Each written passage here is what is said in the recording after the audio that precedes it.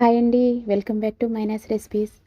ఈరోజు మైనాస్ రెసిపీస్లో ఎప్పుడు మన ఇంట్లో స్టోర్ అయ్యి ఉండే ఇడ్లీ పిండితో బజ్జీ ఎలా చేయాలో చాలా క్రిస్పీగా ఈవినింగ్ టైంలో పిల్లలకు స్నాక్గా పెట్టడానికి చాలా బాగుంటాయండి. ఇది ఎలా చేయాలో చూద్దాము. అయితే దీనికోసం ముందుగా ఇలా ఒక బౌల్ తీసుకోవాలండి. తర్వాత దీనిలోకి ఒక 2 కప్పుల వరకు ఇడ్లీ పిండి యాడ్ చేసుకోవాలి.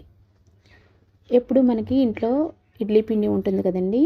ఎప్పుడు కావాలనుకుంటే అప్పుడు మనం ఇలా ఈజీగా ఇడ్లీ రవ్వతోనే ఇలా బజ్జీ చేసేసుకోవచ్చు. తర్వాత దీనిలో తరిగిన ఉల్లిపాయలు వేసుకోవాలండి. చిన్న చిన్న ముక్కలుగా కట్ చేసుకుని ఇలా వేసుకోవాలి. తర్వాత దీనిలోకి 1 స్పూన్ వరకు జీలకర్ర వేసుకుని, తర్వాత అల్లం పచ్చిమిర్చి ఈ విధంగా పేస్ట్ చేసుకుని వేసుకుంటే మొత్తంగా కలిసిపోతుందండి. తర్వాత దీనిలోకి కరివేపాకు వేసుకోవాలి. ఒక్కసారి ఇదంతా కూడా బాగా కలిపేసుకోవాలండి.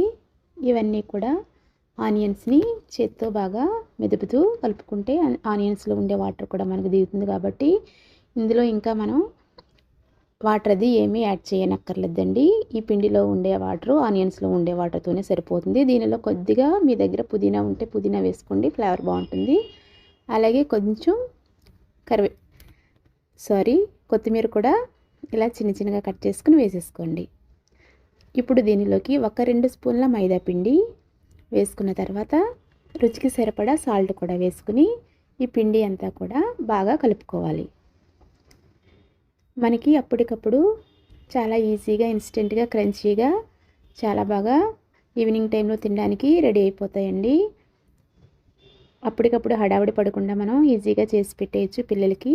చూడండి, ఈ విధంగా పిండి అంతా కూడా బాగా కలుపుకున్న తర్వాత స్టవ్ మీద కళాయి పెట్టుకుని అందులో ఆయిల్ వేసుకుని హీట్ చేసుకోవాలి. ఆయిల్ మీడియం ఫ్లేమ్లో ఉండగా మనం ఈ కలిపి పెట్టుకున్న ఈ పిండితోని చిన్న చిన్నగా పునుగుల్లాగా బోండా వేసేసుకోవాలండి. ఇలా చిన్న చిన్నగా వేసుకుంటే చూడ్డానికి కూడా బాగుంటాయి, లోపల వరకు ఉడుకుతాయండి. Medium flame to low flame adjust చేసుకుంటూ, మరీ లో ఫ్లేమ్లోనే వేయించుకుంటే ఆయిల్ లాగేస్తుందండి బజ్జీ. ఇలా medium flame to high flame adjust చేసుకుంటూ వేసుకోవాలి. ఈ రెసిపీ కనుక మీకు నచ్చినట్లయితే ప్లీజ్ తప్పకుండా లైక్ చేయండి, షేర్ చేయండి. కొత్తగా మన ఛానల్ని చూసేవారు ప్లీజ్ సబ్స్క్రైబ్ మైనస్ రెసిపీస్ అండి. అలాగే మైనస్ రెసిపీస్లో ఇంకా మరెన్నో మంచి మంచి రెసిపీస్ ఉన్నాయండి. ఒక్కసారి మీ మైనస్ రెసిపీస్ని విజిట్ చేసి మీకు నచ్చిన రెసిపీని లైక్ చేయండి. ఏమైనా తప్పులు ఉంటే కామెంట్ చేయండి. చూడండి, ఈ విధంగా ఎర్రగా వేయించుకోవాలి బజ్జీల్ని. ఇప్పుడు తీసేసుకోవచ్చండి. ఇప్పుడు దీనిలోకి చట్నీ కూడా ఎలా చేయాలో చూద్దాము.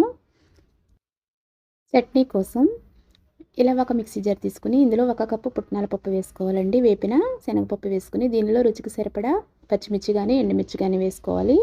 అలాగే కొద్దిగా జీలకర్ర, కొద్దిగా ఉప్పు వేసుకోవాలండి. తర్వాత దీనిలోకి కొద్దిగా పుదీనా కొత్తిమీర కూడా యాడ్ చేసుకోవాలి. మీ దగ్గర ఉంటే పుదీనా కొత్తిమీర యాడ్ చేసుకోండి, లేదు అంటే కరివేపాకు వేసుకున్నా కూడా చట్నీ చాలా బాగుంటుంది. ముందుగా ఇలా పౌడర్ లాగా మిక్సీ పట్టుకోవాలండి డ్రైగా. తర్వాత వాటర్ పోసుకుని మరొకసారి మిక్సీ పట్టుకోవాలి. ఈ చట్నీ కొంచెం పలుచగా ఉంటేనే టేస్ట్ బాగుంటుందండి.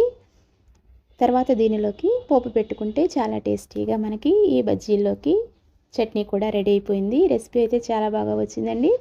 మీకు నచ్చినట్లయితే ప్లీజ్ లైక్ చేయండి. ఈ రెసిపీ కనుక మీకు నచ్చినట్లయితే ప్లీజ్ తప్పకుండా లైక్ చేయండి, షేర్ చేయండి. కొత్తగా మన ఛానల్ని చూసేవారు ప్లీజ్ సబ్స్క్రైబ్ మైనస్ రెసిపీస్ అండి. చాలా క్రంచీగా ఉన్నాయి ఈ బోండా అయితే.